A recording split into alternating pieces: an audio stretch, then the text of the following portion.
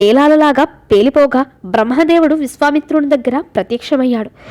ఇప్పుడు నీవు బ్రహ్మర్షివయ్యావు. నీ తపో యోగ దీక్షా దక్షత అమోఘము.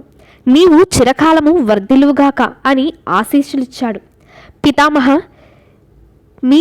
మీరనడం కాదు, నా విరోధి వశిష్ఠ బ్రహ్మర్షి సమస్త వేదాల విజ్ఞానము బ్రహ్మాత్మము నాకు సిద్ధించినట్లు ఆయన చెప్పే వరకు నీ దీక్ష విరమించను. అప్పుడు దేవతలు వశిష్ఠుణ్ణి అచటికి రావించి అతని చేత విశ్వామిత్రుడు బ్రహ్మర్షి చంద్రుడని అనిపించారు. అప్పుడు సర్వదేవలతో బ్రహ్మదేవుడు వెళ్ళిపోయారు. శ్రీరామచంద్ర, ఈ మహానీయుడెంత తపస్సు పన్నాడో, ఎంత పట్టుదల కలవాడో నీకిప్పుడు అర్థమైంది కదా అని అన్నాడు. జనక మహారాజు ఇదంతా విని, విశ్వామిత్ర బ్రహ్మర్షి వర్య, తమ ఇంత దివ్య చరిత్ర మా గురుదేవుల ముఖముగా మేమందరము విని అద్భుతాశ్చర్యాలందము మీరందరూ అదిగో